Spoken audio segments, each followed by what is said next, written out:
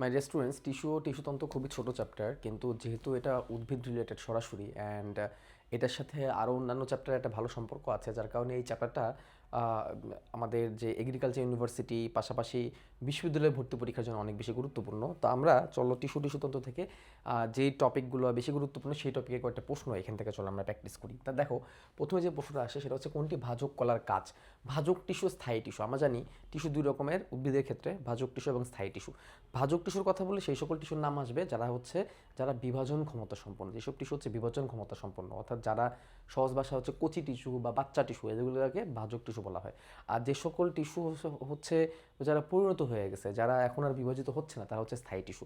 তোমার ভাজক টিস্যুগুলোকে কোন জায়গায় পাওয়া যায়? উদ্ভিদের যে বর্ধিষ্ণু অঞ্চল যেগুলো আছে সেসব জায়গায় পাওয়া যায়।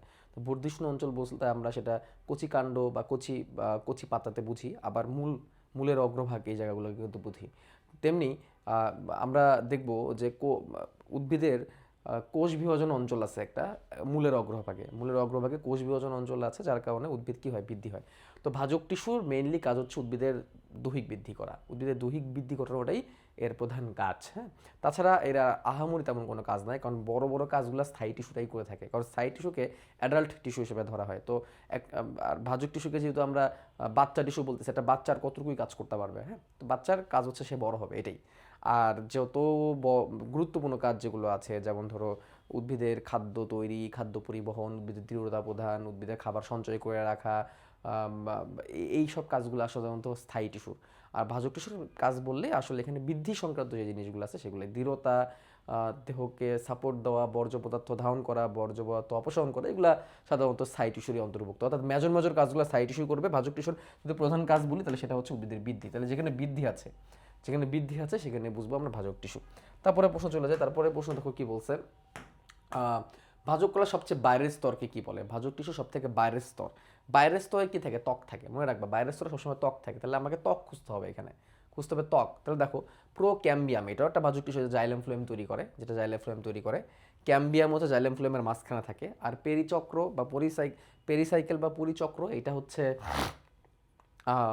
হচ্ছে অন্তত্বকের ভিতরের দিকে থাকে। হ্যাঁ, এটা স্থায়ী টিস্যুর অন্তর্ভুক্ত। এখানে আমরা যেটা প্রোটোডার্ম দেখতেছি, এই প্রোটোডার্ম যেটা আছে এটাই হচ্ছে অ্যাকচুয়ালি ভাজক টিস্যুর বাইরের অংশ। প্রোটো শব্দটা দেখলে তোমরা বুঝবা, এখানে প্রোটো বা প্রো এইগুলা আদিকে নির্ধারণ করে। প্রো এই শব্দগুলা থাকলে বুঝবা আদি। প্রোটো, প্রো, প্রি, এগুলো আদি বা অপরিণত বোঝায়। ডার্ম শব্দটা আসে ত্বক থেকে। ডার্মা মানে ত্বক, ডার্মা মানে হচ্ছে ত্বক। যেমন ডার্মাটোলজিস্ট, ত্বক নিয়ে গবেষণা করে তাকে ডার্মাটোলজিস্ট বলা হয়, ত্বক। বিভাজন প্রক্রিয়া অনুসারে ভাজক কলা। দেখো, ভাজক কলাকে আমরা প্রথমত বিভিন্ন স্তরে ভাগ করে চারটা ভাগে ভাগ করতে পারি। প্রথমটা হচ্ছে উৎপত্তি অনুসারে, তারপরটা হচ্ছে অবস্থান অনুসারে, তারপর হচ্ছে কোষ বিভাজন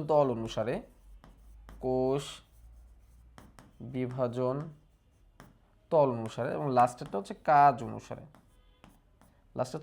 অনুসারে। এখন এখানে আমরা উৎপত্তি অনুসারে তিনটা পাবো, যেমন হচ্ছে প্রারম্ভিক ভাজক টিস্যু। উৎপত্তি অনুসারে তিনটা: প্রারম্ভিক,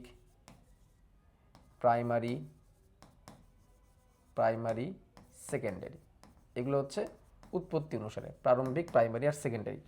অবস্থান অনুসারে আমরা তিনটা পাবো: শীর্ষস্থ, অর্থাৎ যেটা একদম শীর্ষে থাকবে; নিবেশিত, দুইটা স্থায়ী টিস্যু দিয়ে যেগুলো পরিবৃত্ত থাকে, যে ভাজক টিস্যু, দুটো স্থায়ী টিস্যু দিয়ে পরিবেষ্টিত ভাজক টিস্যু, অর্থাৎ যে ভাজকটা দুটো স্থায়ী টিস্যুর মাঝখান থেকে বড় হয় সেটাকে বলে নিবেশিত ভাজক টিস্যু।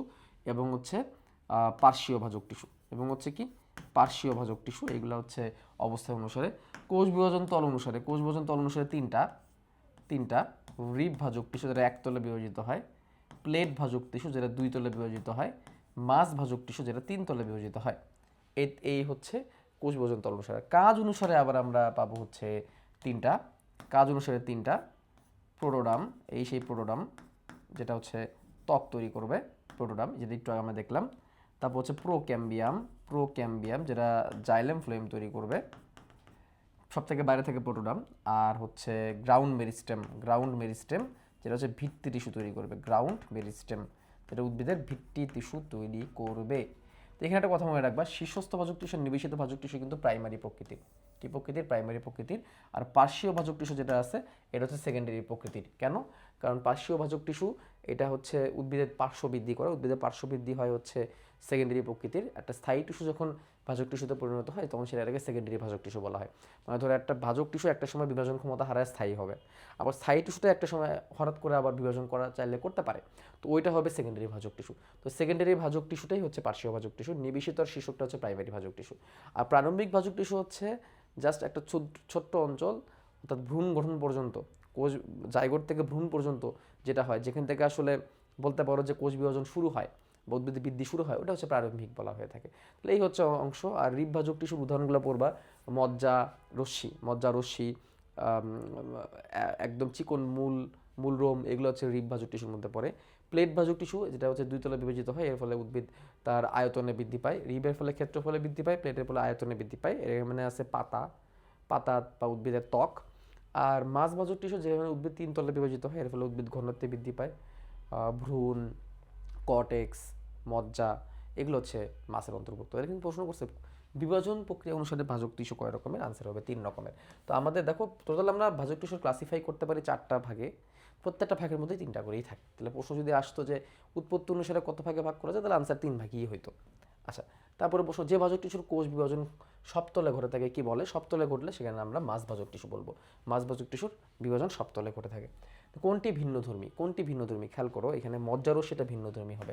কারণ খেয়াল করো, বীজপত্র এটা 3 তলে বিভাজিত হয়, ভ্রূণ 3 তলে বিভাজিত হয়, শস্য 3 তলে বিভাজিত হয়, অর্থাৎ এগুলো হচ্ছে মাছ ভাজক টিস্যু। একমাত্র মজ্জারস্যি এটাই হচ্ছে রিব ভাজক টিস্যু, আর বাকি যেগুলো এগুলো সবই হচ্ছে মাছ ভাজক টিস্যু। বুঝতে পারলাম? তারপরে প্রশ্ন চলে যায়, দুটি স্থায়ী টিস্যুর মাঝখানে যে ভাজক টিস্যু নাম হয় তার নাম হচ্ছে ইন্টারক্যালারি বা নিবেশিত ভাজক টিস্যু। এটাই ইন্টারক্যালারি বা এটাই নিবেশিত, হচ্ছে দুইটা স্থায়ী টিস্যুর মাঝখানে যেটা বড় হয় সেটাই হচ্ছে ইন্টারক্যালারি বা নিবেশিত ভাজক টিস্যু। জাইলোম ও ফ্লোয়েম টিস্যু তৈরি হয় কোনটি থেকে? প্রোক্যাম্বিয়াম থেকে। এটা তোমাদের একটু আগে আমি বলেছিলাম, প্রোক্যাম্বিয়ামটাই ফিউচারে জাইলোম ফ্লোয়েম তৈরি করতে হেল্প করে। বর্ষবলয় উৎপন্ন হয় কোন কারণে? বর্ষবলয় প্রত্যেকটা বছরে একটা করে কাঠের মধ্যে একটা বলয় বা একটা রিংয়ের মতো তৈরি হয়, এটাকে বর্ষবলয় বলা হয়। এটা থেকে উদ্ভিদের বৃদ্ধি বোঝা যায় এবং উদ্ভিদ কতটুকু মোটা হয়েছে সেটা বোঝা যায়। মোটা হওয়ার মাধ্যমে এটা তৈরি হয়। তাহলে এটা উদ্ভিদের গৌণ বৃদ্ধির ফলে তৈরি হয়। উদ্ভিদের গৌণ বৃদ্ধির ফলে উদ্ভিদ মোটা হয় এবং প্রত্যেকবার একটা বর্ষবলয় তৈরি হয়। রাবার গাছের কাণ্ড থেকে নির্গত রস কোন ধরনের? এটা হচ্ছে ক্ষরণকারী, এটা হচ্ছে নিঃস্রাবী বা ক্ষরণকারী। দেখো, আমরা যখন স্থায়ী টিস্যুর কথা বলি, স্থায়ী টিস্যু 3 রকমের হয়। স্থায়ী টিস্যুর কথা বললে আমি একটু লিখে দিই, আমি যখন স্থায়ী টিস্যুর কথা বলবো তখন 3টা টাইপ আসবে এখানে। সরল সরল টিস্যু, সরল টিস্যু, 2 নম্বরে হচ্ছে জটিল টিস্যু, আর 3 নম্বরে হচ্ছে নিঃস্রাবী। 3 নম্বর হচ্ছে নিঃস্রাবী বা ক্ষরণকারী টিস্যু। সরল টিস্যুর মধ্যে আবার আছে 3টা, প্যারেনকাইমা। সরল টিস্যুর মধ্যে আছে 3টা, প্যারেনকাইমা, কোলেনকাইমা এবং স্ক্লেরেনকাইমা। জটিল টিস্যুর মধ্যে আছে 2টা, জাইলেম এবং ফ্লোয়েম। জাইলেম ফ্লোয়েমকে জটিল টিস্যু বলা হয় কারণ এগুলো একাধিক রকমের টিস্যু দিয়ে তৈরি, এবং জাইলেম ফ্লোয়েমকে কিন্তু পরিবহন টিস্যু বলা হয়। আর নিঃস্রাবী, আরেকটা আছে নিঃস্রাবী হচ্ছে যেগুলো বিভিন্ন রকমের রসক্ষরণ করে। ঠিক আছে? নিঃস্রাবীর মধ্যে 2টা পাওয়া যায়, তরুক্ষীর আর গ্রন্থি। ক্লোরোপ্লাস্টযুক্ত প্যারেনকাইমাকে কি বলা হয়? ক্লোরেনকাইমা বলা হয়। যেই প্যারেনকাইমাতে ক্লোরোপ্লাস্ট থাকে তাকে ক্লোরেনকাইমা বলা হয়। এটা জিনিস জেনে রাখো, যেই প্যারেনকাইমা কোষে উদ্ভিদের জলজ উদ্ভিদের ক্ষেত্রে বায়ুকুঠিযুক্ত প্যারেনকাইমাকে অ্যারেনকাইমাও বলা হয়ে থাকে। তারপরে প্রশ্ন, প্যারেনকাইমা টিস্যুতে বড় বড় বায়ুকুঠি থাকলে তাকে কি বলে? এই যে দেখো, সেটাই আনসার, অ্যারেনকাইমা। প্যারেনকাইমাতে বড় বড় বায়ুকুঠি থাকলে তাকে বলা হয় অ্যারেনকাইমা। আচ্ছা, কোনটার মধ্যে সিস্টোলিথ থাকে? সিস্টোলিথ হচ্ছে এক ধরনের খনিজ ক্রিস্টাল। সিস্টোলিথ হলো ক্যালসিয়াম কার্বনেট বা সিলিকেট দিয়ে তৈরি একটা উদ্ভিদের খনিজ ক্রিস্টাল। এটা সাধারণত উদ্ভিদের পাতা, ডালপালা এগুলো সব জায়গায় পাওয়া যায়। কচুরিপানার ক্ষেত্রে এটা অনেক বেশি দেখা যায়। ঠিক আছে? এতে প্রচুর পরিমাণ সিলিকেট থাকে যেটা তৈরি করতে হেল্প লাগে। তাহলে সিস্টোলিথ কোথায় পাবো আমরা? সিস্টোলিথ পাবো হচ্ছে কচুরিপানায়। সিস্টোলিথ কোথায় পাবো? কচুরিপানা। এটা একটা খনিজ ক্রিস্টাল। হ্যাঁ, এটা খনিজ ক্রিস্টাল, এটা আঙুরের থোকার মতো হয়ে থাকে খনিজ ক্রিস্টালটা। কোন গাছের পাতায় বুলিফর্ম কোষ দেখা যায়? বুলিফর্ম কোষ মনে রাখার টেকনিক হচ্ছে অভাগা। এটা মনে রাখার টেকনিক হচ্ছে অভাগা। আখ, ভুট্টা, গম। আখ, ভুট্টা, গম, অভাগা। এগুলো হচ্ছে কিসের ক্ষেত্রে হয়? এগুলো হচ্ছে বুলিফর্ম কোষ হয়। বুলিফর্ম কি? বুলিফর্ম হচ্ছে বৃহদাকার ত্বকীয় কোষ। বুলিফর্মগুলো কি? বুলিফর্ম হচ্ছে বৃহদাকার ত্বকীয় কোষ, এটা তাদের ত্বকীয় কোষ, আকারটা অনেক বড় এবং এর কাজ কি? এর কাজ হচ্ছে পানি জমা রাখা। এর কাজ কি? পানি জমা করা। এটা হচ্ছে বুলিফর্মের ব্যাপার। তো বুলিফর্মের মধ্যে এখানে আমরা উদাহরণ কোনটা পাচ্ছি? গমটা খালি পাচ্ছি, গম গম, তাহলে আনসার হবে গম, অভাগা, এভাবে মনে রাখবো। বেলামেন টিস্যু কোথায় থাকে? দেখো বেলামেন টিস্যু হলো এমন এক ধরনের বিশেষায়িত মৃত বহিতকীয় টিস্যু যা বায়বীয় মূলে পাওয়া যায়। কোথায় পাওয়া যায়? বায়বীয় উদ্ভিদের মূলে, তাহলে আনসারটা হবে বায়বীয় মূলে। আনসারটা কি? বায়বীয় মূলে। ওকে, কোনটি এককোষী? মূলরম সবসময় এককোষী, মূলরম সবসময় এককোষী, এককোষী মূলরম। এককোষী হলে মূলরম আর বহুকোষী হলে বলা হয় ট্রাইকোম। এককোষী হলে মূলরম আর সেটা যদি বহুকোষী হয়, এরকম রোমটাই যদি বহুকোষী হয় তখন সেটাকে বলা হবে ট্রাইকোম। এককোষী হলে মূলরম, বহুকোষী হলে তখন তাকে বলা হবে ট্রাইকোম, ট্রাইকোম। মূলের বহিরাবরণকে কি বলা হয়? মনে রাখবা, ত্বক, কাণ্ড, কাণ্ড বা পাতা, এগুলোর বহিরাবরণের কথা যদি আসে, কাণ্ড বা পাতা এগুলোর বহিরাবরণের কথা আসলে তখন বলা হবে অ্যাপিডার্মিস। কাণ্ড বা পাতার বহিরাবরণের কথা আসলে বলবে অ্যাপিডার্মিস। আর মূলের ত্বক, মূলের বললে বলা হবে অ্যাপিব্লেমা। মূলের কথা আসলে আনসার হবে অ্যাপিব্লেমা। কাণ্ড বা ত্বকের ক্ষেত্রে হবে অ্যাপিডার্মিস, আর মূলের কথা হয়ে আসলে বলবো অ্যাপিব্লেমা। তাহলে মূলের বহিরাবরণকে কি বলা হয়? মূলের বহিরাবরণকে বলা হয় অ্যাপিব্লেমা। মূলের বহিরাবরণকে বলা হয় অ্যাপিব্লেমা, জানতে হবে। হ্যাঁ, এটা কিন্তু খুবই গুরুত্বপূর্ণ একটা প্রশ্ন। মূলের বহিরাবরণকে কি বলা হয়? মূলের বহিরাবরণকে অ্যাপিব্লেমা বলা হয়ে থাকে। মূলের বহিরাবরণকে অ্যাপিব্লেমা বলা হয়ে থাকে। আচ্ছা, তারপরে প্রশ্ন চলে যাই, প্রয়োজনীয় অতিরিক্ত পানি কোন পথে উদ্ভিদ দেহ থেকে তরল আকারে বের হয়ে আসে? দেখো, উদ্ভিদ দেহ থেকে পানি বের হওয়ার দুটো উপায় আছে। একটা হচ্ছে পত্ররন্ধ্র, একটা হচ্ছে পত্ররন্ধ্র, যেটা কিনা নর্মালি পাতার উভয় ত্বকে থাকতে পারে, বেশিরভাগ ক্ষেত্রে নিম্ন ত্বকে থাকে। এখান থেকে পানি অপসারিত হয়, কিন্তু গ্যাস তরল আকারে অপসারিত হয়। আর এটা হচ্ছে পানি পত্ররন্ধ্র, আর এটা হচ্ছে পানি পত্ররন্ধ্র। পানি পত্ররন্ধ্রকে হাইডা থ্রডও বলা হয় ইংলিশে, হাইডা থ্রড। হাইডা থ্রড দিয়েও পানি বের হয়, হাইডা থ্রড দিয়েও পানি অপসারিত হয়, কিন্তু তরল আকারে অপসারিত হয়। হাইডা থ্রড দিয়ে যে পানিটা বের হয় তরল আকারে অপসারিত হয়। এবং হাইডা থ্রড থেকে কয়েকটা কথা মনে রাখবা। হাইডা থ্রডের অবস্থান হচ্ছে পত্রকের কিনারায়, পত্রকের পত্রকের কিনারায়। তাহলে পানি পত্ররন্ধ্রের অবস্থান কোথায়? পত্রকের কিনারায়, এটা মনে রাখতে হবে। হাইডা থ্রড কোথায় কোথায় দেখা যায়? হাইডা থ্রড দেখা যায় ঘটকে, ঘটক। ঘটক কি? ঘাস, টমেটো, ঘাস, টমেটো, কচু, এইসব উদ্ভিদের ক্ষেত্রে পানি পত্ররন্ধ্র দেখা যায়। আর হাইডাথড হয়ে পানি পত্ররন্ধ্র হয়ে পানি বের হওয়ার প্রক্রিয়া, হাইডাথড বা পানি পত্ররন্ধ্র হয়ে পানি বের হওয়ার যে প্রক্রিয়া, এটাকে বলা হয় গাটেশন। হাইডাথড বা পানি পত্ররন্ধ্র হয়ে পানি বের হওয়ার যে প্রক্রিয়া, এটাকে গাটেশন বলা হয়। কি বলা হয়? গাটেশন। তাহলে এখানে বলছে তরল আকারে কোনটা দিয়ে বের হয়? তরল আকারে বের হয় হাইডাথড দিয়ে। তরল আকারে বের হয় কি দিয়ে? হাইডাথড দিয়ে। তারপরে প্রশ্ন, পাতায় পানি পত্ররন্ধ্রের অবস্থান। পাতায় পানি পত্ররন্ধ্রের অবস্থান অবশ্যই পত্রকের কিনারায়, অবশ্যই পাতার কোথায়? পাতার কিনারায়। তাহলে পাতার পানি পত্ররন্ধ্রের অবস্থান কোথায়? পাতার কিনারায়। পাতার কোথায়? কিনারায়। আচ্ছা, তারপরে প্রশ্ন, পাতার গ্রাউন্ড টিস্যুকে কি বলা হয়? মেসোফিল বলে। এটা একদম মুখস্থ। পাতার গ্রাউন্ড টিস্যু বা ভিত্তি টিস্যু। দেখো, টিস্যু তন্ত্রকে তিন ভাগে ভাগ করা যায়। টিস্যু তন্ত্রকে তিন ভাগে ভাগ করা যায়। কি কি? প্রথমটা হচ্ছে অ্যাপিডার্মাল টিস্যু, অ্যাপিডার্মাল টিস্যু, যেটাকে আমরা বলে থাকি ত্বকীয় টিস্যু। দুই নম্বরটা হচ্ছে ভিত্তি টিস্যু, ভিত্তি টিস্যু, ভিত্তি টিস্যুকে আমরা বলি হচ্ছে গ্রাউন্ড টিস্যু যেটাকে বলি, বা বেস টিস্যু। আর তিন নম্বরটা হচ্ছে পরিবহন টিস্যু, তিন নম্বরটা হচ্ছে পরিবহন টিস্যু, যেখানে আমরা জাইলেম ফিলামকে পাই। তো এখানে পাতার গ্রাউন্ড টিস্যু বা ভিত্তি টিস্যুর কথা বলছে, ভিত্তি টিস্যুকে গ্রাউন্ড টিস্যু বলা হয়। পাতার গ্রাউন্ড টিস্যুর কথা বলছে, পাতার গ্রাউন্ড টিস্যুকে মেসোফিল বলা হয়। পাতার গ্রাউন্ড টিস্যুকে মেসোফিল বলা হয়। ক্যাসপারিন স্ট্রিপ কোথায় দেখা যায়? অন্তত্বকে দেখা যায়, মূলের অন্তত্বকে। মূলের অন্তত্বকে যে একটা বাইরের একটা পাতা, একটা আবরণ দেখা যায়, এটাকে ক্যাসপারিন স্ট্রিপ বলে। মূলের অন্তত্বকের বাইরে একটা আবরণ দেখা যায়। বিজ্ঞানী ক্যাসপারি এটাকে আবিষ্কার করছিল বলে ক্যাসপারিন স্ট্রিপ বলা হয়। শুধু মূলে না, পাশাপাশি জেনে রাখো মূলের অন্তত্বকে, মূলের অন্তত্বকে বিজ্ঞানী ক্যাসপারি এ আবিষ্কার করছিল বলে এর নাম হচ্ছে ক্যাসপারিয়ান স্ট্রিপ। অন্তত্বকের বাইরে একটা আবরণ থাকে। নিচের কোন টিস্যুতে কোষগুলো মৃত? মনে রাখবা, জাইলেমের কথায় যদি আসে, জাইলেমের কথায় যদি আসে, তাহলে জাইলেমের চারটা কোষ থাকে। কি কি? জাইলেমের চারটা কোষ থাকে, একটু জেনে রাখি আমরা। Tracheid, vessel, xylem parenchyma, xylem parenchyma এবং জাইলেম ফাইবার। এই চারটা টিস্যুর কথা আসে যদি আমি জাইলেমের কথা বলি। এর মধ্যে জাইলেম প্যারেনকাইমা এটা জীবিত আর বাকি সবই মৃত। জাইলেম প্যারেনকাইমা এটা জীবিত আর বাকি সবই কি? মৃত। এটা জাইলেমের কথায়। আর যদি আমরা ফ্লোয়েমের কথায় আসি, PHLOEM। ফ্লোয়েমের কথায় আসলে আসবে প্রথমে সিপ কোষ, তারপরে আসবে সঙ্গী কোষ, তারপরে আসবে ফ্লোয়েম প্যারেনকাইমা, আর তারপরে আসবে ফ্লোয়েম ফাইবার। এই চারটা। এখানে শুধুমাত্র ফ্লোয়েম ফাইবারটাই মৃত, এটাই মৃত, আর বাকি সবই হচ্ছে জীবিত, তাহলে আমরা যেটা জানলাম, জাইলেমের ক্ষেত্রে প্যারেনকাইমাটা জীবিত, বাকি সবই মৃত। ফ্লোয়েমের ক্ষেত্রে ফাইবারটা মৃত, বাকি সবগুলোই জীবিত।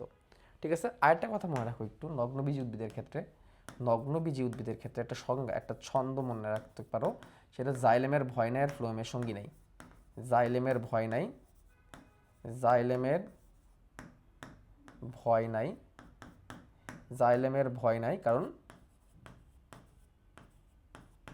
কারণ কি? কারণ ফ্লোয়েমের সঙ্গী নাই।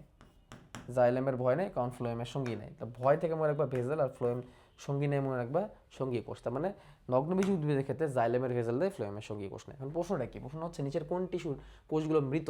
স্ক্লেনকাইমা টিস্যুর কোষগুলো মৃত। নিচের কোনটি জাইলেম টিস্যুর উপাদান নয়? সিপকোষ জাইলেমের মধ্যে পড়ে না, আমরা একটু আগে দেখছি, তাই না? ট্রাকিড, ভেজেল, জাইলেম ফাইবার এগুলো জাইলেমের মধ্যে পড়ে। কোনটি ফ্লোয়েমের অংশ নয়? ভেজেল, ট্রাকিড এবং ভেজেল এগুলো জাইলেমের অংশ, ফ্লোয়েমের অংশ নয়। তারপরে প্রশ্ন, সিপকোষের নিউক্লিয়াসের সংখ্যা। আচ্ছা, এখানে একটা খুব সুন্দর জিনিস মনে রাখবা। সিপকোষ হচ্ছে এমন একটা কোষ যেটা এরকম করে সিভ নল তৈরি করে, একটার পর একটা বসে এরকম সিভ নল তৈরি করে, এবং সিপকোষের মাঝখানে এরকম চালনির মতো প্লেট থাকে, আর এগুলোকে সিপ প্লেট বলে। একটার মুখে যখন একটা বসে তখন একদম প্লেটের মতো তৈরি হয়, এই প্লেটগুলোকে সিপ প্লেট বলে, হ্যাঁ, এগুলো হচ্ছে সিপ প্লেট। আর পরিণত সিপকোষে কোনো নিউক্লিয়াস থাকে না, মনে রাখবা। পরিণত সিপকোষে কোনো নিউক্লিয়াস থাকে না, তাহলে আনসার হবে 0। পরিণত সিপকোষে কোনো নিউক্লিয়াস থাকে না, সিপকোষের সাথেই থাকে হচ্ছে সঙ্গী কোষ। সিপকোষের সাথেই থাকে কে? বড় আকৃতির এরকম সঙ্গী কোষ, নামই হচ্ছে কম্পানিয়ন সেল বা সঙ্গী কোষ। হ্যাঁ, সিপকোষের সাথেই থাকে হচ্ছে সঙ্গী কোষ। এই সঙ্গী কোষের নিউক্লিয়াসগুলো আবার বিশাল বড় বড় থাকে, এবং বলা হয়ে থাকে সিপকোষের নিউক্লিয়াসের যে ঘাটতিটা আছে, সেই ঘাটতিটা সঙ্গী কোষের এই নিউক্লিয়াসটা অনেকটা সাপোর্ট দিয়ে থাকে। ঠিক আছে, তাহলে এখানে আনসার হবে সিপকোষের নিউক্লিয়াস সংখ্যা কত? পরিণত সিপকোষে কোনো নিউক্লিয়াস থাকে না। শীতকালে যে বস্তু জমা হয় উদ্ভিদ কোষের টিস্যুর সিপ্লেট ছিদ্রগুলো বন্ধ করে দেয় এবং খাদ্য চলাচল হ্রাস পায়, তাকে কি বলে? তাকে বলা হয় ক্যালোস। খেয়াল করো, এই যে সিপ কোষের মাঝখানে যে একটা প্লেট, এটাকে তো আমরা সিপ প্লেট বলছি, রাইট? এটাকে তো আমরা কি বলছি? Sheep plate. এই জিনিসটাকে তো আমরা সিপ প্লেট বলছি। তো এই সিপ প্লেটের ছিদ্রের মাধ্যমে একটা সিপ কোষ থেকে আরেকটা সিপ কোষে খাবার পরিবাহিত হতে পারে এবং খাবার ঊর্ধ্বমুখী পরিবহন হতে পারে। বাট শীতকালে এই প্লেটটা বন্ধ হয়ে যায় খাবার অপচয় রোধ করার জন্য। শীতকালে তো এমনি খাবার দাবার কম থাকে, উদ্ভিদ খাবার তৈরি করতে পারে না ভালো করে। তো এই জন্য এই প্লেটটা বন্ধ করে দেওয়া হয়, ক্যালোজ নামক কিছু শর্করা জমে এই সিপ প্লেটটা কি হয়ে যায়? বন্ধ হয়ে যায়। কোনটি নিউক্লিয়াসবিহীন জীবিত কোষ? এটা আবারও একই প্রশ্ন, সিপকোষ হচ্ছে নিউক্লিয়াসবিহীন জীবিত কোষ। ফ্লোয়েম ফাইবার এক প্রকার জটিল টিস্যু। ফ্লোয়েম ফাইবার এক প্রকার জটিল কলা না, ফ্লোয়েম ফাইবার এক প্রকার সরল কলা। ফ্লোয়েম ফাইবার নিজে একটা সরল কলা, মনে রাখবা। ফ্লোয়েম জটিল কলা, ঠিক আছে, কারণ সে 4 রকমের কলা দিয়ে তৈরি। বাট ফ্লোয়েম ফাইবার কিন্তু আসলে স্ক্লেনকাইমা জাতীয় টিস্যু, সে নিজে একটা সরল টিস্যু। তাহলে ফ্লোয়েম ফাইবার একটা সরল টিস্যু যদি শুধু ফ্লোয়েম ফাইবারের কথা বলে। পাটারিয়াস কোন ধরনের ফাইবার? পাটারিয়াস হচ্ছে বাস্ট ফাইবার। পাটারিয়াসকে বাস্ট ফাইবার বলা হয়, মনে রাখবা। জাইলেম প্যারেনকাইমাকে উড প্যারেনকাইমা বলা হয়, এটা জেনে রাখো। আচ্ছা, তুলা গাছের বীজ হতে যে তন্তু উৎপন্ন হয় তার নাম কি? তুলা গাছের বীজ থেকে যে তন্তু পাওয়া যায়, দেখো এখানে দেওয়াই আছে, তুলা এইসব থেকে যেটা পাওয়া যায় এটাকে সারফেস ফাইবার বলা হয়। হ্যাঁ, আর হচ্ছে পাট থেকে যেটা পাওয়া যায় সেটাকে বাস্ট ফাইবার বলা হয়। তাহলে পাট থেকে পাওয়া যায় বাস্ট ফাইবার, তুলা থেকে, তারপর নারিকেল থেকে যেগুলো পাওয়া যায় এগুলো সারফেস ফাইবার। একটু মাথায় রাখবে কিন্তু এটা। হ্যাঁ, আচ্ছা, মূলের ভাস্কুলার বান্ডেল হচ্ছে কেমন? আচ্ছা, ভাস্কুলার বান্ডেলে চলে আসি। ভাস্কুলার বান্ডেল হচ্ছে জাইলেম ফ্লোয়েমের বিন্যাস। ভাস্কুলার বান্ডেল কাকে বলে? জাইলেম ও ফ্লোয়েমের বিন্যাস। এখন এখানে একটা জিনিস মাথায় রাখবা, জাইলেম আর ফ্লোয়েমের মধ্যে জাইলেম কিছু আছে বড়, কিছু আছে ছোট। ধরো এইগুলো হচ্ছে বড় বড় জাইলেম, 3, 4, 5, 6, 7, এগুলো হচ্ছে বড় বড় জাইলেম। বড় জাইলেমগুলোকে বলে মোটা জাইলেম বা মেটা জাইলেম। মেটাজাইলেম, মোটাজাইলেম বা মেটাজাইলেম, বড় জাইলেমগুলোকে বলা হয়, ঠিক আছে। আর ছোট জাইলেমগুলোকে বলে পোটোজাইলেম বা পুটিজাইলেম বা ছোট জাইলেম। এগুলো হচ্ছে ছোট জাইলেম, পোটোজাইলেম, পোটোজাইলেম পুটি, পুটি মাছ, ছোট মাছ। আর বড় জাইলেম হচ্ছে মোটা জাইলেম বা মেটাজাইলেম, এই মনে রাখার টেকনিক আর কি, হ্যাঁ। তো এই হচ্ছে পোটোজাইলেম। এখন খেয়াল করো, জাইলেমের এখানে বিন্যাসটা কোন দিকে? বাইরের দিকে। এটাকে বলে এক্সার্ক গঠন। বাইরের দিকে কারণ কি, কারণ বড় থেকেই তো ছোট তৈরি হয় নাকি, ছোট থেকে বড় হয়, মানে আজকে যে ছোট সে কালকে বড় হবে। তাহলে দিকটা কোন দিকে? এই দিকে। তাহলে বড় থেকে ছোটোর দিক কোন দিকে? এই দিকে। এটাকে বলে এক্সার্ক, বাইরের দিকে, ঠিক আছে। আর এই ফাঁকে ফাঁকে থাকবে ফ্লোয়েম। এর ফাঁকে ফাঁকে থাকবে কি? ফ্লোয়েম। ফ্লোয়েমগুলো এর ফাঁকে ফাঁকে থাকবে, এই যে মানে ফাঁকে ফাঁকে বলতে পাশে পাশে আর কি, হ্যাঁ। তো জাইলেম ফ্লোয়েমের এই যে বিন্যাসটা, এই বিন্যাসটাকে অরিও বিন্যাস বলা হয়। অরিও মানে জাইলেম ফ্লোয়েম পাশাপাশি চক্রাকারে যদি থাকে এটাকে অরিও বিন্যাস বলা হয়, অরিও। আর এই অরিও বিন্যাসটাই মূলে দেখা যায়। তাহলে মূলের ভাস্কুলার বান্ডেল কেমন হবে? তাহলে অরিও। এই যে অরিও বিন্যাসটাই কোথায় দেখা যায়? মূলের ক্ষেত্রে দেখা যায়। এখন এখানে যদি প্রশ্ন আসে ভাস্কুলার বান্ডেলের সংখ্যা কয়টা, এখানে ভাস্কুলার বান্ডেলের সংখ্যা কয়টা, তাহলে কেমনে গুনবা? গুনবা যেখানে কতগুলো জাইলেম আছে বা কতগুলো ফ্লোয়েম আছে। আমি জাইলেম দিয়ে গুনি, চলো। 1 2 3 4 5 6 7, 7টা ভাস্কুলার বান্ডেল অ্যাকচুয়ালি এখানে আছে। এই যে xylem phloem, xylem phloem, xylem phloem, xylem phloem, xylem phloem, xylem phloem, xylem phloem, এখানে 7টা ভাস্কুলার বান্ডেল এখানে আছে, 7টা। তো যদি 6-এর অধিক ভাস্কুলার বান্ডেল থাকে এরকম অরিও, তাহলে সেটা এক বীজ, তাহলে সেটা এক বীজ। আর যদি 2 থেকে 4টা এরকম থাকে তাহলে সে দ্বিবীজ। তাহলে দ্বিবীজপত্রীর ভাস্কুলার বান্ডেল, মূলের ভাস্কুলার বান্ডেলের সংখ্যা হচ্ছে 2 থেকে 4টা বা 5টা, আর 6-এর অধিক থাকলে একবীজপত্রী। তাহলে মূলের ভাস্কুলার বান্ডেল কেমন হবে? অরিও টাইপের হবে। মূলের ভাস্কুলার বান্ডেল কেমন হবে? তাহলে অরিও টাইপের হবে। এটা ভালো করে মনে রাখবা, ঠিক আছে। তারপরে প্রশ্ন, ভুট্টা কাণ্ডে ভাস্কুলার বান্ডেল কোনটি অনুপস্থিত? আচ্ছা, ভুট্টা কাণ্ডের ভাস্কুলার বান্ডেল, ভুট্টা কি? ভুট্টা হচ্ছে এক বীজ, এটা মনে রাখবা আগে। এক বীজ। আর কে কে আছে? ধান, গম, ভুট্টা, কলাবতী। ধান, গম, ভুট্টা, কলাবতী এগুলো দেখলে বুঝবে একবীজপত্রী। ধান, গম, ভুট্টা, কলাবতী, হ্যাঁ আমি লিখে দিচ্ছি। ধান, গম, ভুট্টা, কলাবতী এগুলো দিয়ে যদি উদাহরণ দেয় তাহলে একবীজপত্রী বুঝবা। তাহলে একবীজপত্রী কাণ্ডের ভাস্কুলার বান্ডেল বলছে। দেখো একবীজপত্রী কাণ্ডের ভাস্কুলার বান্ডেল এই হচ্ছে জাইলেম, এই হচ্ছে ছোট জাইলেম, ঠিক আছে। আর জাইলামের নিচে এখানে একটা জাইলাম গহ্বরও থাকে, এটা হচ্ছে জাইলাম গহ্বর, এটা হচ্ছে জাইলামের গহ্বর। এটাকে কিন্তু আবার কেউ ভাইব না, এটা জাইলামের গহ্বর। এটাকে কিন্তু আবার কেউ বড় জাইলাম ভাইব না। এই হচ্ছে জাইলাম, এগুলো হচ্ছে জাইলাম। আর ফ্লোয়েমগুলো কোথায়? ফ্লোয়েমগুলো হচ্ছে পাশাপাশি। জাইলাম আর ফ্লোয়েম পাশাপাশি, হ্যাঁ জাইলাম আর ফ্লোয়েম কি পাশাপাশি। এই যে ফ্লোয়েমের টিস্যুগুলো, জাইলাম ফ্লোয়েম পাশাপাশি। তো এরকম পাশাপাশি বিন্যাসগুলোকে বলা হয় সমপার্শ্বীয়।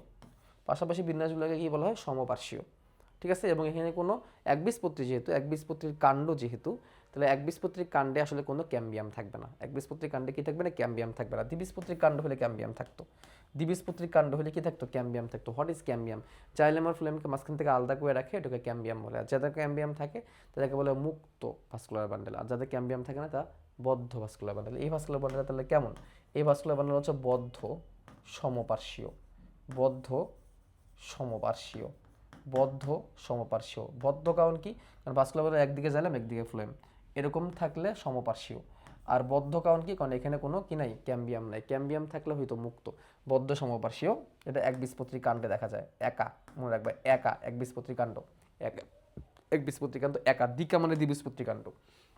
একবীজপত্রী উদ্ভিদের কাণ্ডে ভাস্কুলার বান্ডেল কীভাবে সাজানো থাকে? বিচ্ছিন্নভাবে ছড়ানো অবস্থায় থাকে। পুরো কটেক্সের মধ্যে, পুরো কটেক্সের মধ্যে বিচ্ছিন্নভাবে ছড়িয়ে থাকে। পুরো যে কটেক্স, উদ্ভিদের যে কটেক্স, এই কটেক্সের মাঝখানে বিচ্ছিন্নভাবে ছড়িয়ে থাকে, কটেক্সের মাঝখানে। একবীজপত্রী কাণ্ডের গঠনে কোনটি থাকবে না? একবীজপত্রী কাণ্ডের গঠনে কি কি থাকবে না? একবীজপত্রী কাণ্ডের গঠনের মধ্যে পরিচক্র থাকে না। একবীজপত্রী কাণ্ডের গঠনে পরিচক্র থাকে না, এর মাথায় রাখতে হবে। একবীজপত্রী, দ্বিবীজপত্রী, একবীজপত্রী মূল, একবীজপত্রী কাণ্ডের পার্থক্যটা কিন্তু ভালো করে পড়ে যাবে।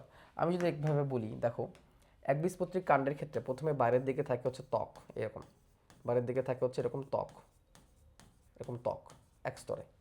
ত্বকের উপরে কি থাকে? ত্বকের উপরে কি থাকে?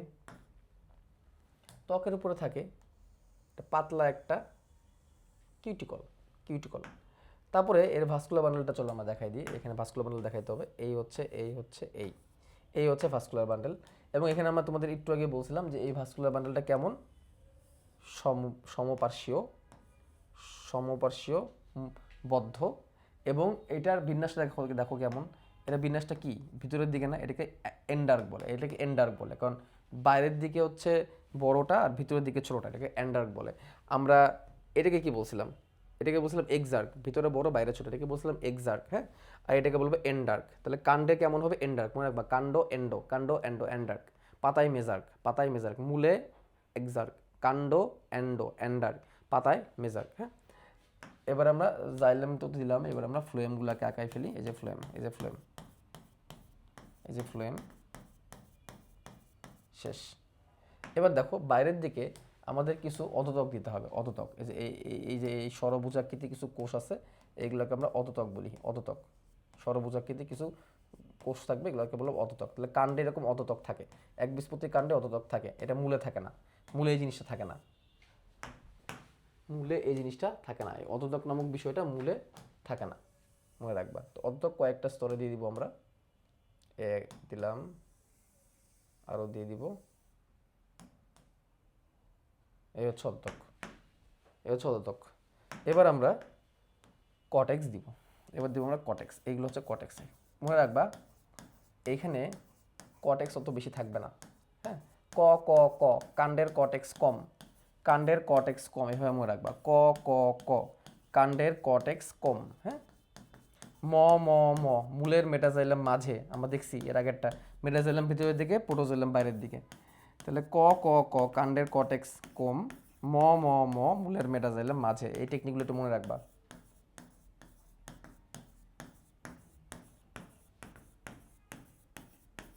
এবং কাণ্ডে এর কারণে কোনো মজ্জারজ্জা এরকম কিছু তৈরি হবে না।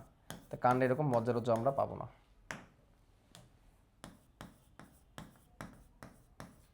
এই এই হয়ে গেলো গঠন। তো এখানে অন্ততক আছে, দেখো এখানে কি নেই, অন্ততক নাই, অন্ততক নাই তাই পরিচক্রও নাই। অন্ততক আর পরিচক্র বা পেরিসাইকেল হচ্ছে মাসুদো ভাই, ঠিক আছে, একটা থাকলে একটা থাকবে। আবার অন্ততক আছে, যার কারণে অন্ততক নেই। অন্ততক আর অন্ততক হচ্ছে সৎ ভাই, একটা থাকলে একটা থাকবে না। তাহলে একবীজপত্রীর কাণ্ডে কি থাকে না? একবীজপত্রীর কাণ্ডে প্রথমত মূল রোম নাই, বাইরে কোনো রোম টোম নাই। একবীজপত্রীর কাণ্ডে অন্ততক আছে, তাই অন্ততক নেই, অন্ততক নাই তাই পরিচক্রও নাই। ঠিক আছে, ভাস্কুলার বান্ডেল কেমন? সমপার্শ্বীয়, সমপার্শ্বীয় এবং কীরকম? বদ্ধ, সংযুক্ত। এগুলোকে সংযুক্ত ধরনের ভাস্কুলার বান্ডেল বলে, সমপার্শ্বীয় এবং বদ্ধ। ঠিক আছে, মুক্ত কোনটা থাকবে? মুক্ত থাকবে দ্বিবীজপত্রী কাণ্ডে। ঠিক আছে, ওকে। আচ্ছা, ক্যাম্বিয়াম অনুপস্থিত থাকে নিম্নে কোন গাছে? একবীজপত্রী, যেটা যে ছোলা, কলাবতী, কলাবতী, যে কলাবতী একবীজপত্রী, তার মানে তার ক্যাম্বিয়াম থাকবে না। ঠিক আছে, লাউ কুমড়া, লাউ কুমড়ার কথা আসলে সেগুলো হবে দ্বিবীজপত্রী। এবং দ্বিবীজপত্রীর কাণ্ডের ক্ষেত্রে, দ্বিবীজপত্রীর কাণ্ডের ক্ষেত্রে সেক্ষেত্রে তোমার অনেক ক্ষেত্রেই ক্যাম্বিয়াম থাকে, বেশিরভাগ ক্ষেত্রে কী থাকে? ক্যাম্বিয়াম থাকে। ওকে, সমপার্শ্বীয় মুক্ত ভাস্কুলার বান্ডেল পাওয়া যায়। সমপার্শ্বীয় মুক্ত, সমপার্শ্বীয় মুক্ত, দেখো সমপার্শ্বীয় মানে কি? যে এরকম দুইটা পাশাপাশি থাকবে, একটা জাইলেম একটা ফ্লোয়েম। তো এটা জাইলেম, এটা ফ্লোয়েম, কিন্তু বলছে মুক্ত। মুক্ত মানে মাঝখানে ভাস্কুলার বান্ডেল থাকবে। মুক্ত মানে সরি, মাঝখানে ক্যাম্বিয়াম থাকবে। এই হচ্ছে ক্যাম্বিয়াম। এগুলো কোথায় পাবো আমরা? সমপার্শ্বীয়, বদ্ধ, এগুলো কোথায় পাবো আমরা? এগুলো পাবো আমরা হচ্ছে দ্বিবীজপত্রী কাণ্ডে। দ্বিবীজপত্রী কাণ্ডে। একবীজপত্রীর মূল কেন হইল না ভাই? মূল হলে তো অলওয়েজ অরিও হবে। মূলের ভাস্কুলার বান্ডেল অরিও, অলওয়েজ কেমন হবে? অরিও, অরিও, এখানে কোনো ডাউট নেই, মূলের মানে অরিও। একবীজপত্রীর কাণ্ডে কেমন? একবীজপত্রীর ক্যাম্বিয়াম নাই, তার মানে একবীজপত্রী হচ্ছে বদ্ধ। একবীজপত্রীর ক্যাম্বিয়াম নাই, তার মানে একবীজপত্রী হলে কি হবে? বদ্ধ হবে। লাউ কুমড়া, সরি, ধান গম ভুট্টা কলাবতী। ঠিক আছে, এখানে মুক্তর কথা বলছে, তাহলে বাকি থাকলো দ্বিবীজপত্রী কাণ্ড। দ্বিবীজপত্রী কাণ্ডে কেমন হবে? মুক্ত। তাহলে এখানে কী থাকবে? ক্যাম্বিয়াম থাকবে মাঝখানে। এগুলো সবই হচ্ছে সমপার্শ্বীয় সংযুক্ত, এগুলো হচ্ছে সংযুক্ত প্রকৃতি। মনে রাখবা 3 টাইপের ভাস্কুলার বান্ডেল আছে, 3 টাইপের ভাস্কুলার বান্ডেল আছে। হ্যাঁ, 3 টাইপের ভাস্কুলার বান্ডেল আছে। 1 সংযুক্ত, 2 অরিও, অরিও তো আমরা দেখলাম, আর 3 আরেকটা আছে, সেটা হচ্ছে কেন্দ্রিক, কেন্দ্রিক। এই 3টা। তো সংযুক্তর মধ্যে আবার 2 রকমের, সমপার্শ্বীয়, সমপার্শ্বীয়, আর এটা হচ্ছে সমদ্বিপার্শ্বীয়, সমদ্বিপার্শ্বীয়, সমদ্বিপার্শ্বীয়। সমপার্শ্বীয়র মধ্যে আবার 2 রকমের, মুক্ত আর হচ্ছে বদ্ধ। বদ্ধতে ক্যাম্বিয়াম নাই, তাহলে এটা কোথায় হবে? একবীজপত্রী কাণ্ড, ক্যাম্বিয়াম নাই। মুক্ততে ক্যাম্বিয়াম থাকবে, মুক্ততে ক্যাম্বিয়াম থাকবে। আর সমদ্বিপার্শ্বীয় কোনটা? সমদ্বিপার্শ্বীয় কোনটা? সমদ্বিপার্শ্বীয় হচ্ছে এরকম, ধরো এটা জাইলেম, এটা ধরো ফ্লোয়েম, এটা ধরো ফ্লোয়েম, এটা ধরো ফ্লোয়েম, মাঝখানে জাইলেম, মাঝখানে জাইলেম, এবং অবশ্যই এখানে ক্যাম্বিয়াম থাকবে, অবশ্যই ক্যাম্বিয়াম থাকবে, অবশ্যই কি থাকবে? ক্যাম্বিয়াম থাকবে। এই ধরনের যখন ভাস্কুলার বান্ডেল থাকে তখন সেটাকে বলে সমদ্বিপার্শ্বীয়। তখন এটাকে কী বলা হবে? দ্বিপার্শ্বীয় ভাস্কুলার বান্ডেল। ঠিক আছে, তো এগুলো তোমাদের জানতে হবে কিন্তু যে কোনটার উদাহরণ কী, এটা খুবই গুরুত্বপূর্ণ। ওকে, আর কেন্দ্রিকের মধ্যে হচ্ছে দুইটা, একটা হচ্ছে জাইলেম কেন্দ্রিক, এটা হচ্ছে জাইলেম কেন্দ্রিক যেটাকে হেড্রোসেন্ট্রিক বলা হয়, আর এটা হচ্ছে ফ্লোয়েম কেন্দ্রিক, আর এটা হচ্ছে কি ফ্লোয়েম কেন্দ্রিককে লেপ্টোসেন্ট্রিক বলা হয়, লেপ্টোসেন্ট্রিক। এটা দেখতে কেমন হয় আমি তোমাদের দেখাই। ভিতরে জাইলেম, বাইরে ফ্লোয়েম, তাহলে এটা জাইলেম কেন্দ্রিক। অথবা ভিতরে ফ্লোয়েম আর তার চারিদিকে জাইলেম, তাহলে জাইলেম কেন্দ্রিক। জাইলেম কেন্দ্রিকগুলোর উদাহরণ আর ফ্লোয়েম কেন্দ্রিকগুলো উদাহরণ লাগবে। ঠিক আছে, এগুলো উদাহরণ কিন্তু আমরা ভালো করে পড়ে নিব। জাইলেম কেন্দ্রিক উদাহরণ কোনটা, ফ্লোয়েম কেন্দ্রিক উদাহরণ কোনটা, আমি তোমাদের দেখাই দিবনি, সমস্যা নাই। দ্বিবীজপত্রী কাণ্ডের আচ্ছা তোমাদের আমি একটু দেখাই দিই আমি তোমাদেরকে, কোথায় আছে বইয়ের কোথায় আছে আমি তোমাদের একটু দেখাই দিচ্ছি। স্লাইডে যেহেতু নাই, বইয়েরটা থেকে দেখাই দিই।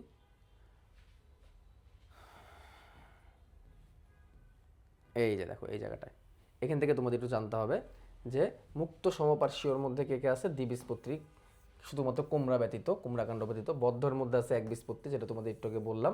আর এই যে সমদ্বিপার্শ্বীর মধ্যে লাউ কুমড়া শশা হচ্ছে সমদ্বিপার্শ্বীয়। এই যে দেখো, এই যে এটা লাউ কুমড়া শশা, লাউ, ভালো করে মনে রাখবা, কুমড়া শশা সমদ্বিপার্শ্বীয়। ঠিক আছে, তাহলে এটাও দ্বিবীজপত্রী, বাট নর্মালি দ্বিবীজপত্রী হয় মুক্ত সমপার্শ্বীয়, বাট লাউ কুমড়া সমস্যা হচ্ছে সমদ্বিপার্শ্বীয়। এই যে জাইলেম কেন্দ্রিক আর ফ্লোয়েম কেন্দ্রিক, ফ্লোয়েম কেন্দ্রিক উদাহরণ কি? জাইলেম কেন্দ্রিক উদাহরণ টেরিস, লাইকোপোডিয়াম আর স্যালাজেনেলা, আর ফ্লোয়েম কেন্দ্রিক উদাহরণ হচ্ছে ডাসিয়েনা এবং উক্কা। ভালো করে মনে রাখবা কিন্তু এটা। তাহলে জাইলেম কেন্দ্রিক উদাহরণ টেরিস, লাইকোপোডিয়াম আর স্যালাজেনেলা, আর ফ্লোয়েম কেন্দ্রিক উদাহরণ হচ্ছে ডাসিয়ানা এবং ইউক্কা। তাহলে আমরা আবার একটু রিক্যাপ করি। আমরা জানলাম যে ভাস্কুলার বান্ডেল হচ্ছে 3 রকমের, এর মধ্যে সংযুক্ত, অরিয় এবং হচ্ছে কেন্দ্রিক। সংযুক্তের মধ্যে সমপার্শ্বীয় আর সমদ্বিপার্শ্বীয়। সমপার্শ্বীয়ের মধ্যে আবার মুক্ত আর বদ্ধ। যদি ক্যাম্বিয়াম থাকে তাহলে হচ্ছে মুক্ত, ক্যাম্বিয়াম না থাকলে হচ্ছে বদ্ধ সমপার্শ্বীয় কারো হয় একবীজপত্রী কাণ্ড, আর মুক্ত সমপার্শ্বীয় কারো হয় দ্বিবীজপত্রী কাণ্ড, তবে লাউ কুমড়া শশা ব্যতীত, কারণ লাউ কুমড়া শশাগুলো চলে যাবে সমদ্বিপার্শ্বীয়ের মধ্যে। অরিও কোথায় থাকবে? একবীজপত্রী মূলে থাকবে। এবার যদি একবীজপত্রী হয় তাহলে ভাস্কুলার বান্ডেলের সংখ্যা 6-এর অধিক হবে, আর যদি দ্বিবীজপত্রী হয় তাহলে 4 থেকে 5টা এর মাঝখানে থাকবে। আর অরিও হইলে জাইলেম কেন্দ্রিক হইলে একটা জাইলেম কেন্দ্রিক, এটা হচ্ছে ফ্লোয়েম কেন্দ্রিক। জাইলেম কেন্দ্রিক হইলে হাইড্রোসেন্ট্রিক, ফ্লোয়েম কেন্দ্রিককে বলা হয় লেপ্টোসেন্ট্রিক। জাইলেম কেন্দ্রিক উদাহরণ হচ্ছে টেরিস, লাইকোপেডিয়াম আর স্যালাজেনেলা, আর ফ্লোয়েম কেন্দ্রিক উদাহরণ হচ্ছে ড্রাসিয়ানা এবং ইউক্কা। ঠিক আছে, এটা মনে রাখবা। আচ্ছা, আরেকটা জিনিস আমরা যেটা মাত্র এটা এখান থেকে দেখাই দিই তোমাদেরকে, মাত্র তোমাদের হচ্ছে কাণ্ডের অন্তর্গঠন দেখালাম, যে এটা মাত্র দেখালাম কাণ্ডের অন্তর্গঠন। দেখো, বিক্ষিপ্তভাবে ছড়ানো বলতে এই যে এটা বুঝাইছে, এই যে মাঝখানে 3-3-3 করে যেগুলো, এগুলো হচ্ছে ভাস্কুলার বান্ডেল। এই ভাস্কুলার বান্ডেলটা কর্টেক্সের মধ্যে বিক্ষিপ্তভাবে ছড়ানো, এটা বোঝানো হয়েছে।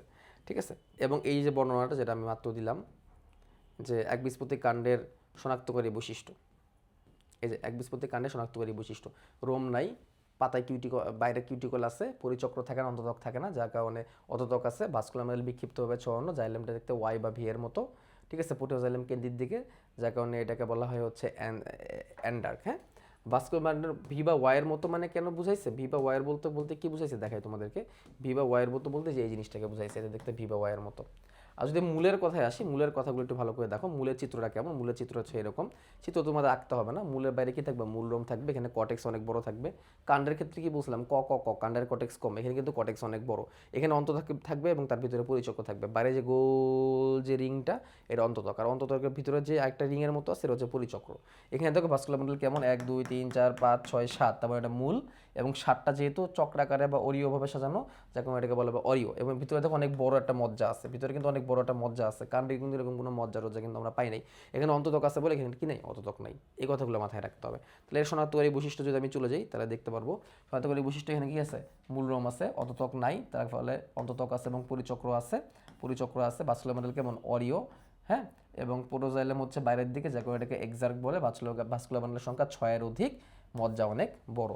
এবং কিন্তু কাণ্ডের ক্ষেত্রে কিন্তু আমরা কোনো মজ্জা রজ্জা কিন্তু পাই নাই কাণ্ডের ক্ষেত্রে, কাণ্ডের ভিতরের দিকে।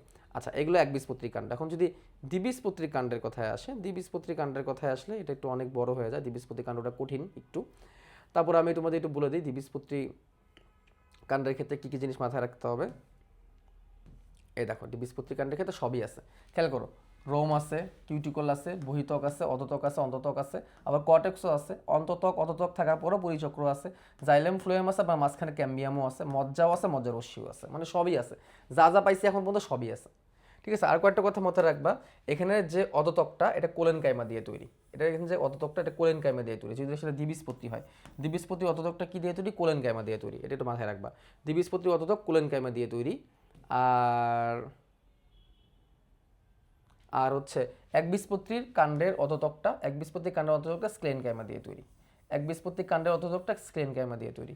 দ্বিবীজপত্রীর কাণ্ডের অধতক কোলেন কাইমা দিয়ে তৈরি, দ্বিবীজপত্রীর কাণ্ডের অধতক কোলেন কাইমা দিয়ে তৈরি, আর একবীজপত্রীর কাণ্ডের অধতক স্ক্লেন কাইমা দিয়ে তৈরি। আরও একটা ইন্টারেস্টিং ফ্যাক্ট আছে, আমরা যদি কলাবতীর কাণ্ডে চলে যাই, কলাবতী একবীজপত্রী, কলাবতীর কাণ্ডে যদি চলে যায়, কলাবতী কাণ্ডের অধতকটা আবার প্যারেনকাইমা দিয়ে তৈরি, কলাবতী কাণ্ডের অধতকটা আবার প্যারেনকাইমা দিয়ে তৈরি। তাহলে কত স্ট্রেঞ্জ ব্যাপার, তাই না? তাহলে অধতকটা আর কার থাকবে? অধতক তো কাণ্ডের থাকবে, অধতক তো আর মূলের থাকবে না। তাহলে অধতকের বেলায় যদি আমরা সেটা কাণ্ডের অধতকের বেলায় নর্মালি বলি, তাহলে স্ক্লেন কাইমা দিয়ে তৈরি। সেটা দ্বিবীজপত্রী কাণ্ড হয়ে গেলে তো সেটা কী দিয়ে তৈরি হবে? কোলেন কাইমা দিয়ে তৈরি হবে। আর সেটা যদি ইয়ের হয়,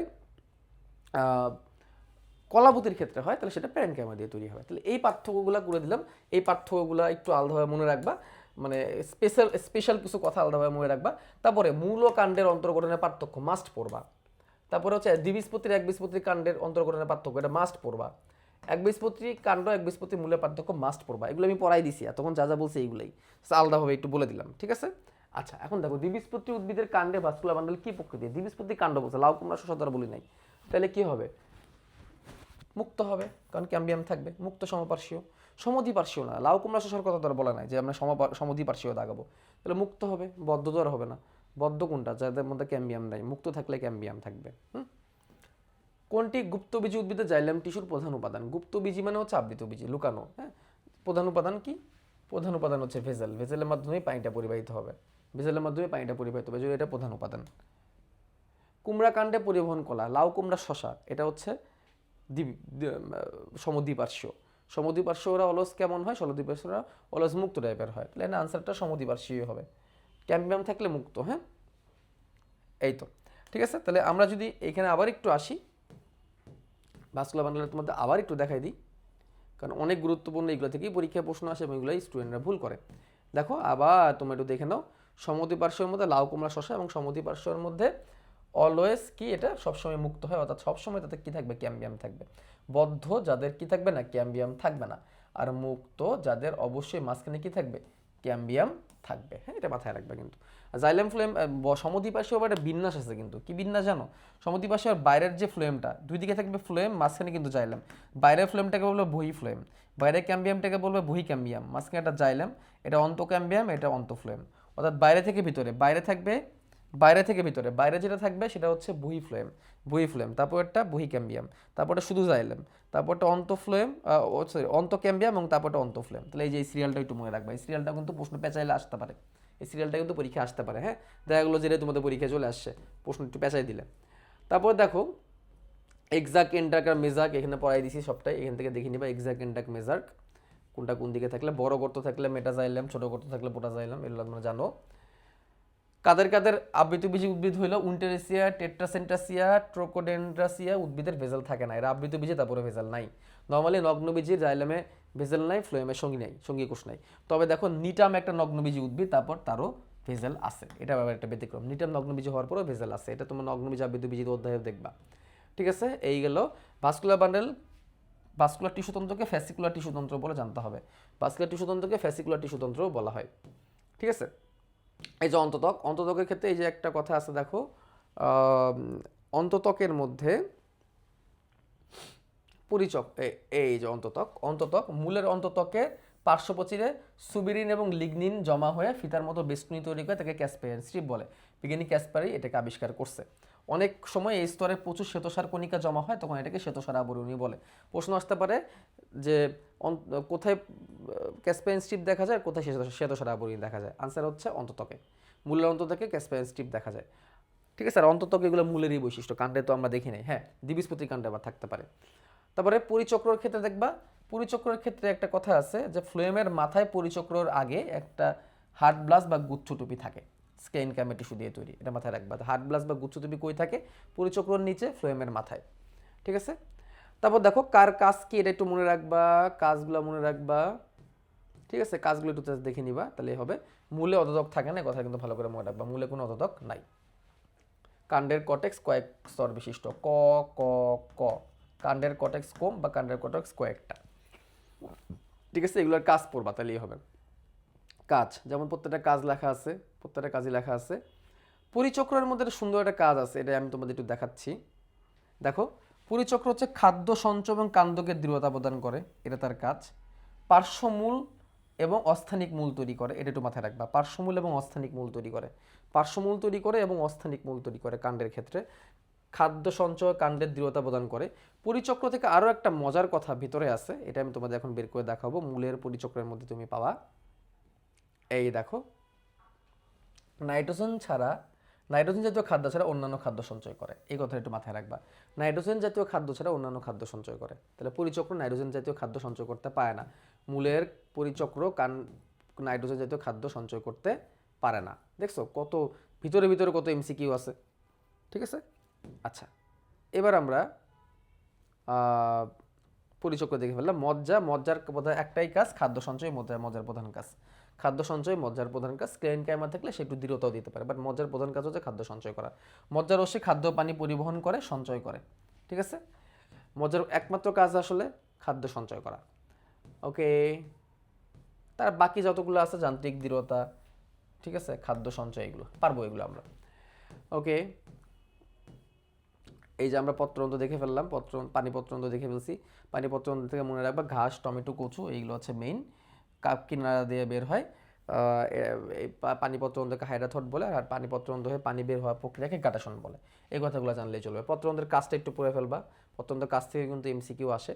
পত্ররন্ধ্র কার্বন ডাইঅক্সাইডের অক্সিজেনের গ্যাসের আদান প্রদান করে, মূল থেকে পানি প্রশোধনের মাধ্যমে বের যেতে হেল্প করে, পত্ররন্ধ্র খোলা বন্ধ নিয়ন্ত্রণ করে। পত্ররন্ধ্র যদি ক্লোরোফিল যুক্ত হয়, ক্লোরোপ্লাস্ট যুক্ত হয়, তাহলে খাবারও তৈরি করতে পারে। তারপর দেখো, এই যে পত্ররন্ধ্রের প্রকার ভেদটা একটু পড়তে হবে। ডায়াসাইটিক, প্যারাসাইটিক, অ্যানিসোসাইটিক, টেট্রাসাইটিক, অ্যাক্টিনোসাইটিক এবং অ্যানোমোসাইটিক। অ্যানোমোসাইটিকটা পাই আসে, যে পত্ররন্ধ্রের চারিদিকে যে সহকারী কোষগুলো যদি ত্বকীয় কোষ থেকে পৃথক করা না যায়, তাকে কি বলে? অ্যানোমোসাইটিক বলে। যদি চারিদিকে রেডিয়ালি সাজানো থাকে, তাহলে সেটাকে বলা হয় অ্যাক্টিনোসাইটিক। 4টা হলে টেট্রাসাইটিক, 3টা হলে অ্যানিসোসাইটিক। হ্যাঁ, 3টা হলে অ্যানিসোসাইটিক। তো এগুলো কিসের ভিত্তিতে হয়েছে? পত্ররন্ধ্রের রক্ষী কোষ থেকে। রক্ষী কোষের চারিদিকে সহকারী কোষ থাকে, সাবসিডিয়ারি কোষ। এই সাবসিডিয়ারি কোষের উপর ভিত্তি করে কিন্তু এটা করা হয়েছে। ঠিক আছে, রক্ষী কোষ দিয়ে না। আরেকটা কথা মনে রাখবা, পত্ররন্ধ্রের নিচে থাকে বায়ুকুঠুরি বা শ্বাসকুঠুরি। আর পানি পত্ররন্ধ্রের নিচে থাকে কি? পানি পত্ররন্ধ্রের নিচে থাকে হচ্ছে পানি গহ্বর। পানি পত্ররন্ধ্রের নিচে থাকে পানি গহ্বর, এটা মাথায় রাখবা কিন্তু। তাহলে পত্ররন্ধ্র হয়ে যেহেতু পানিটা বাষ্পাকারে বের হচ্ছে, তাই আসছে বায়ু গহ্বর। আর পানি পত্ররন্ধ্রে যেহেতু তরল আকারে বের হয়, তাই এটা হচ্ছে তরল গহ্বর, পানি গহ্বর, তরল গহ্বর বা পানি গহ্বর। আর নর্মাল পত্ররন্ধ্র হচ্ছে বায়ু গহ্বর। আরেকটা কথা মনে রাখবা, পানি পত্ররন্ধ্রের নিচে অ্যাপিথেম বা অ্যাপিথেলিয়াম আছে। যে অ্যাপিথেম বা অ্যাপিথেলিয়াম আছে কোন পর্যন্ত? ট্রাকিট পর্যন্ত বিস্তৃত। তাহলে এখানে অ্যাপিথেম বা অ্যাপিথেলিয়াম থাকে, এটা একটু ভালো করে মনে রাখবা। অ্যাপিথেম বা অ্যাপিথেলিয়াম থাকে। অ্যাপিথেম বা অ্যাপিথেলিয়াম কার থাকে? পানি পত্ররন্ধ্র থেকে। এটা কিন্তু পরীক্ষায় আসে। ঠিক আছে, পানি তুললে একটা উদাহরণ পড়ে নেবা, মেসেনবায়োন্থিমাম ক্রিস্টালিনাম পড়ে ফেলবা। দংশক্রম কাদের থেকে? বিশুটি, আলকোষ এবং অগ্নিচূত্রা। এগুলো গায়ে লাগলে চুলকায়। ঠিক আছে, গ্রন্থিরম বা কোলেটাস কি কাজ করে? কীটপতঙ্গের হাত থেকে রক্ষা করে। ঠিক আছে, মনে রাখবা। আর এক এইখানে এই ত্বকের কাজগুলো একটু ভালো করে পড়ে নেবা। এর মধ্যে বুলিফর্ম কোষ পানি সঞ্চয় করে, এটা তো একটু আগে তোমাদের বলছি, এটা ভালো করে পড়বা। তার আগে কয়েকটা কথা আছে, যে মাইরোসিন নিঃসরণকারী মাইরোসিন কোষ কার থাকে? মাইরোসিন নিঃসরণকারী মাইরোসিন কোষ কার থাকে? সরিষা গোত্রের উদ্ভিদের ক্ষেত্রে মাইরোসিন নিঃসরণকারী মাইরোসিন কোষ থাকে। তারপরে আসতে পারে যে কর্ক আর সিলিকা কার থাকে? ঘাস এবং নল খাকড়াতে কর্ক এবং সিলিকা থাকে। ভুট্টা, গম, আখ ভুট্টা, গম অভাগা, এটা বুলিফর্ম, এটা তো আগেই বলছি তোমাদেরকে। তারপর হচ্ছে কোন কোন গাছের লিগনিন দেখা যায়? দেখো, সাইকাস এবং পাইনাস। তারপরে ফুলের পাপড়িতে কি রঞ্জক থাকে? অ্যান্থোসায়ানিন নামক রঞ্জক থাকে ফুলের পাপড়িতে, এটা জানতে হবে। তারপরে এখানে কয়টা কথা আছে, যে কাদের ত্বক কয়েক স্তরী? কাদের ত্বক একাধিক স্তরে সাজানো থাকে? বট, অশ্বত্থ, পাকুড়, এদের কাণ্ডের ত্বক কয়েক স্তরী। কাদের তিন সারি ত্বক দেখা যায়। কাদের তিন সারি ত্বক দেখা যায়? করবি, করবি 3টা ডিজিট না, করবি 3 সারি। আর বাকি যাদের আছে সবার হচ্ছে এক সারি, বাকি যাদের আছে সবার এক সারি। তাহলে এক সারি প্যারেনকাইমা দিয়ে ম্যাক্সিমামেরই কাণ্ডের ত্বক তৈরি, 3 সারি হচ্ছে করবি, আর একাধিক সারি হচ্ছে বট অশ্বত্থ পাকুড়, বট অশ্বত্থ পাকুড়। ঠিক আছে, এই তো এইগুলো পড়লেই হবে। আর বিজ্ঞানী শ্যাক্স এই টিস্যুতন্ত্রকে 3টা অংশে ভাগ করছেন, এপিডার্মাল, গ্রাউন্ড আর ভাস্কুলার টিস্যুতন্ত্র। তো এইভাবে আমরা টিস্যুতন্ত্রে যা যা আছে তার সমাপ্তি ঘোষণা করতে পারি। মোটামুটি আমাদের টিস্যু থেকে এই কথাগুলো জানলে আমাদের ইনশাল্লাহ এই চ্যাপ্টার কমপ্লিট হয়ে যাবে, এবং দেখবে এর মধ্যে থেকে তোমাদের একটা এমসিকিউ কমন পড়ে গেছে।